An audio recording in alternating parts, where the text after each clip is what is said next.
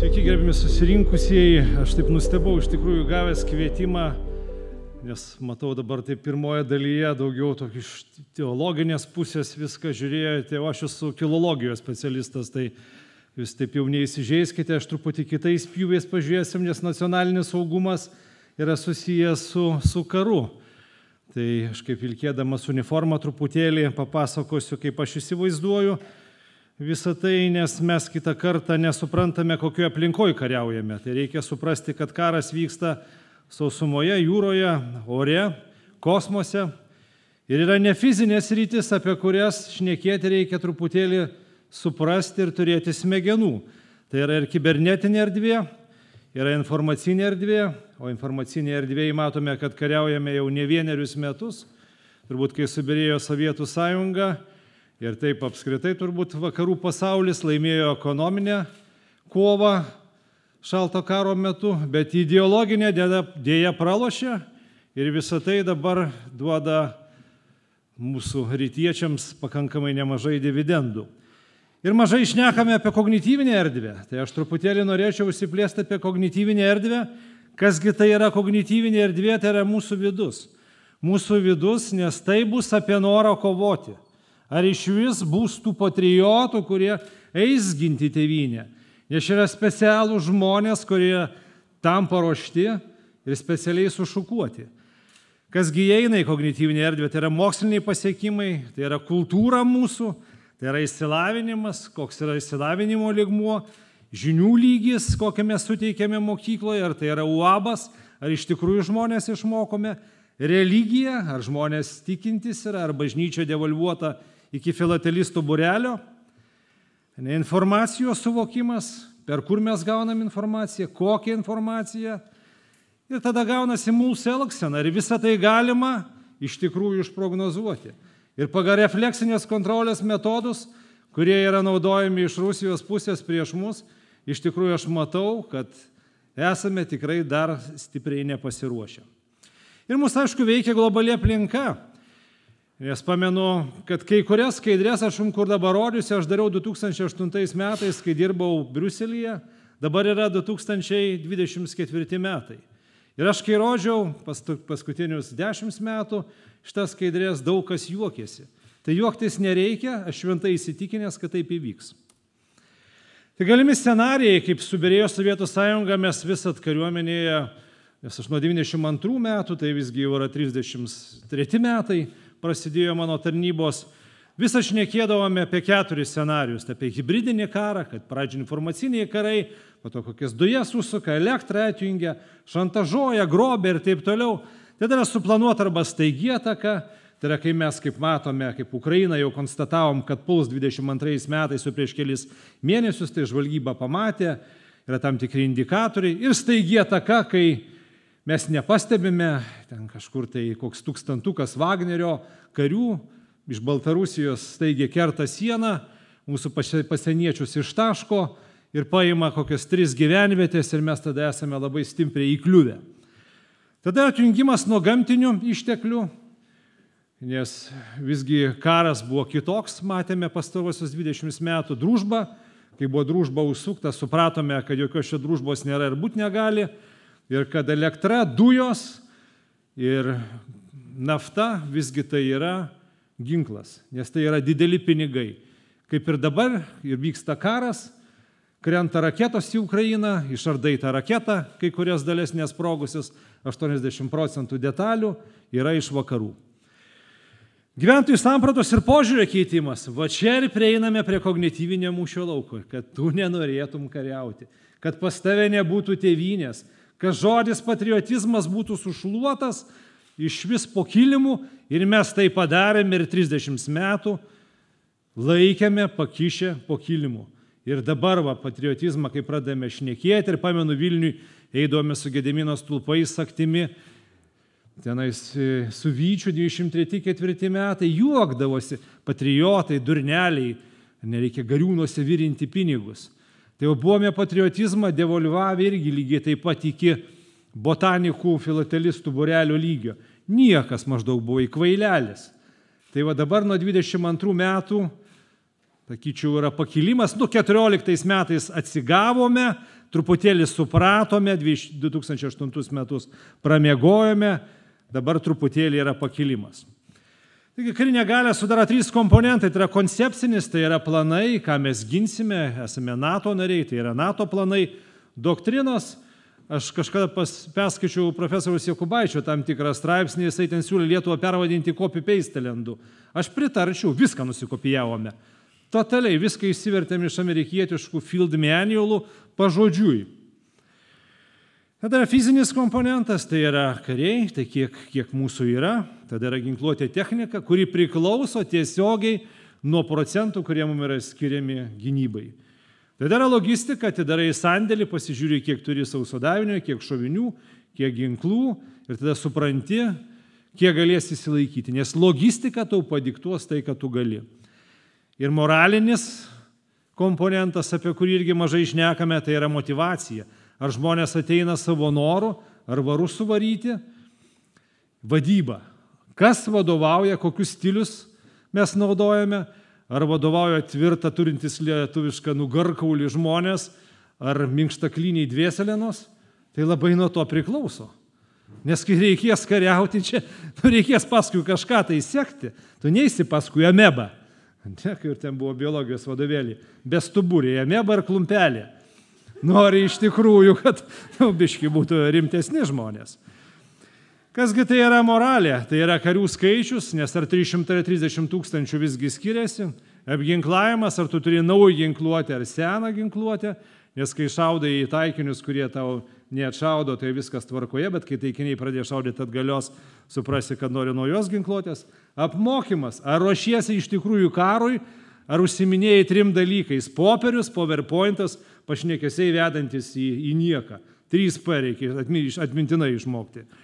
Tai yra pagrindiniai užsiėmimai. Tada yra intelektas, kokio tipažo žmonės yra pas tave susirinkę. Ar turi smegenų, ar tik tai skalbimo pasta jūra, kur nekur padrapstyta galvoje. Ir tada gaunasi moralė. Nes jeigu moralinis komponentas lygus 0, galėtų čia ką nori prisipirkti, niekas šito nesuveiks. Taigi mūšio laukas yra mūsų galvose. Mes esame ES, NATO nariai, stodami, pritraukėme nemažai ir ydų, kur iš tiesų nežinojom, kad tokios egzistuoja. Buvome už širmos, gyvenome, todėl pasaulį pradėjome matyti labai visi skirtingai. Skilusios visuomenės yra visur, Covidas ypatingai parodė ir aš tuo metu tarnavau Klaipėdoje. Pas mane, pavyzdžiui, Plungės kuopas kilo, žemaičiai, pasidalino 2 kuopos tapo. Vieni antivakseriai, kiti vakcinavosi, tarpusavį nebesišnekėjo, žodžiu, teko imtis drastiškų priemonių. Ir tai visą tai tie žmonės su įkaltais vinimis toliau vaikšto, mes tą vinį galim ištraukti, bet skylės tai likusios pas žmonės yra. Tai va čia labai svarbu, nes gyvename informaciniuose burbuluose. Turime savo draugų ratą, Facebooko draugų ratą, bendradarbiai, kurie šneka labai panašiai kasdienybėje, giminės, kurie dar gali prie stalo susėsti, arba jau nebegali, nežino, kad prasikimšia kažką tai po kokios valandėlės, arba bus muštinėlės, arba teks važiuoti namo. Ir turime dabar tokią situaciją.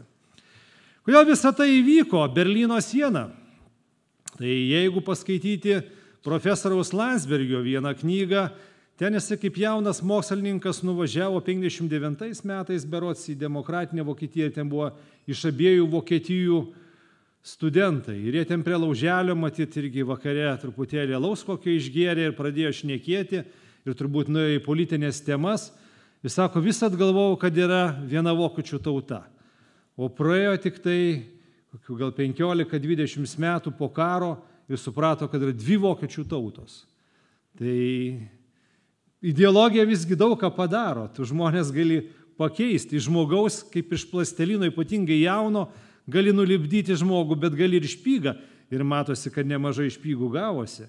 Nes ką sakė Lechas Valensa, žiūrėkit, mes čia galime sienas persidažyti, tualetus galime naujus pasikeisti. Bet jeigu mes puvenos būsime viduje, niekur mes nenueisim, mes kelius galim susitiesti, trinkelėmis įsidėti, džiaugtis labai, fontanas miesto centre, o vidus koksai žmogaus abejotinas. Taigi, kuo skiriasi rytai nuo vakarų? Tai kad rytuose, jeigu tau nesiseka gyvenime, visi aplinkui kalti yra. Vadovybė, meras, Seimas, vyriausybė, prezidentas, visi, jau tu esi fantastinis žmogus. Tai reikia pripažinti, vakarų pasaulyje tau siūlo, jeigu nori pripažinti, kad esi lūzeris, spjauk ant veidrodžio, trink pro to ranką ir tu matysi, kad ta bėda nenyksta.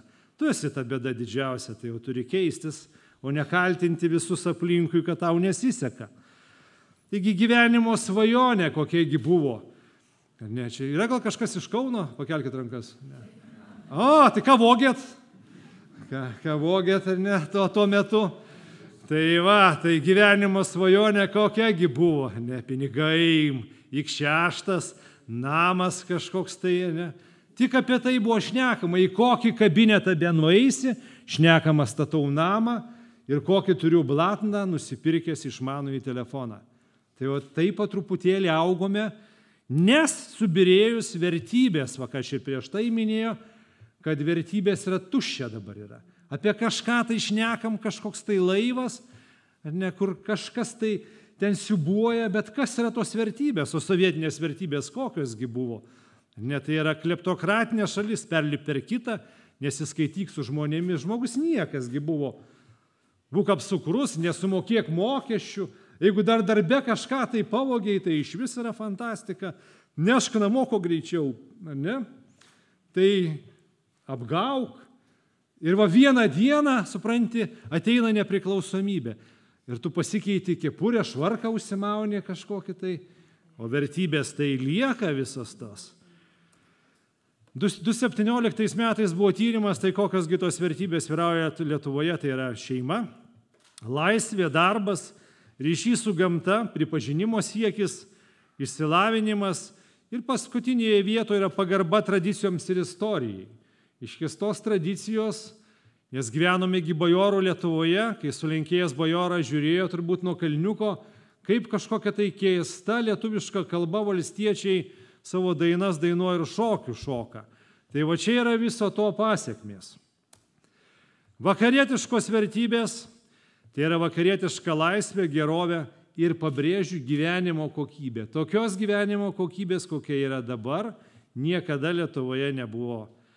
Nes tai buvo tik tai 80% bajorų, kurie gyveno gerai, visi kiti gyveno žymiai prasčiau. O dabar segmentas yra, kuris gyvena gerai, žymiai didesnis.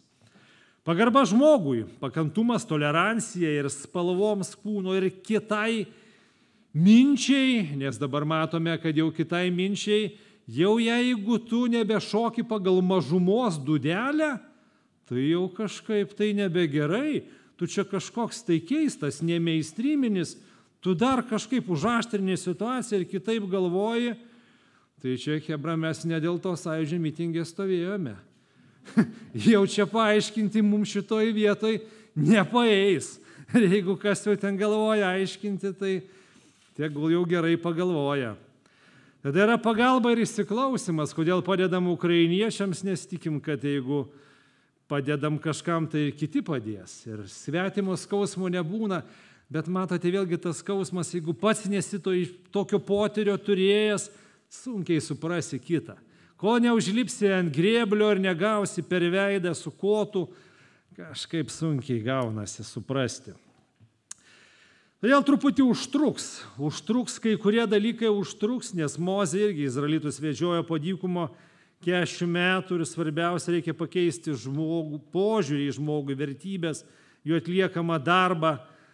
Nes žmogus turi visgi resursą, supranti, kad tu gali tą žmogų nuvaryti, žmogus gali susirgti, jisai perdegti gali.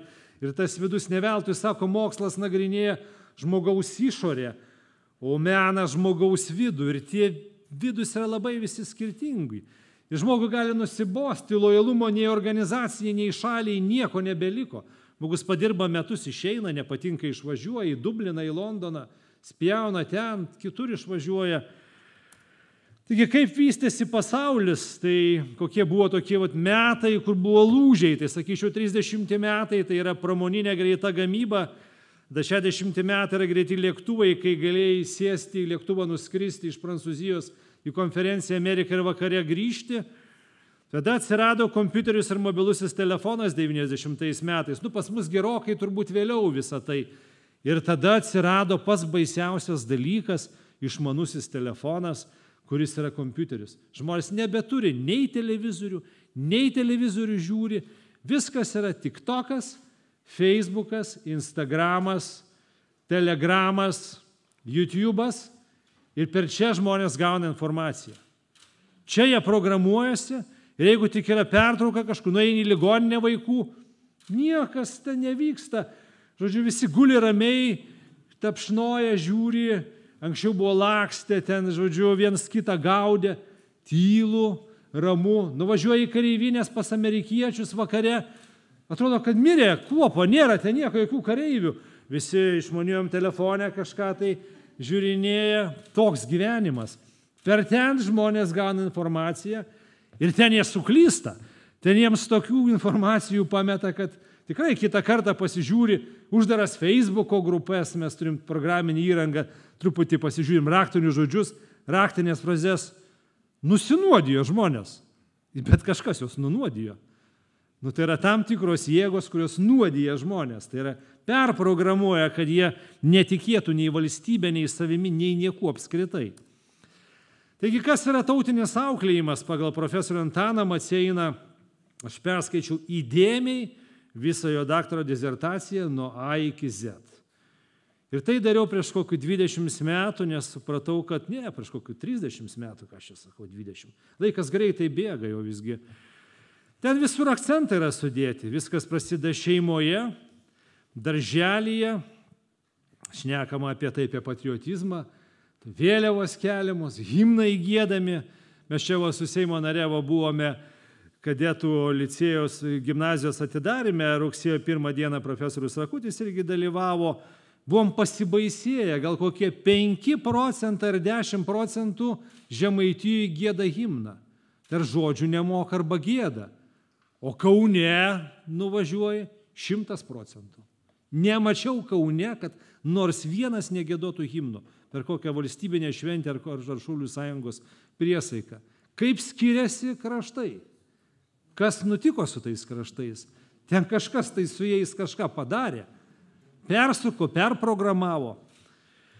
Kolegija profesinio rengimo centras turi irgi lygiai taip pat būti užprogramuotas. Universitetas, bažnyčia, visur mes turime šnekėti vieną kalbą, nes dabar viskas yra palikta kariuomeniai Šaulių sąjungai. Jūs sušukuokite, padarykite iš žmogaus patriotą, kai prieš tai 20 metų mes jį spardėm, daužėm, neaišku, kas iš jo ten buvo daroma.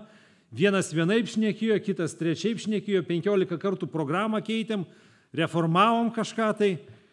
Tada po to žmogus papuola į darbovietę, ten vienaip ar kitaip, prilimpa, neprilimpa. Aišku, dabar yra darbo daug Lietuvoje, darbas yra guminis kamuoliukas, atšoks ten kažkur tai nukris, nueisi kitą susirasi.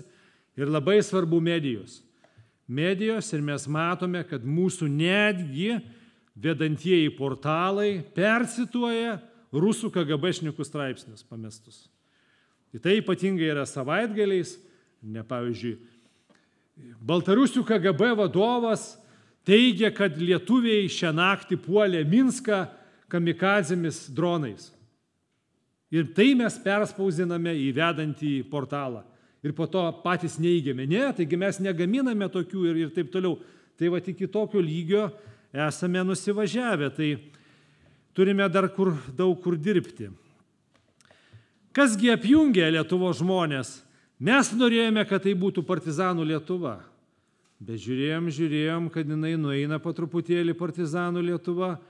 Mes dabar likome Šaulių sąjungą atsakingi jau už visų koplytstulpių, visų stilizuotų kryželių priežiūrą, nes niekas nebeprižiūri.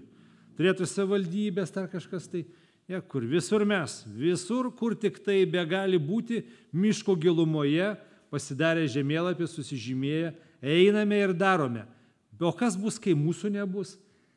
Nebenzenas būdelės. Ar ne, tai miškas gali būti.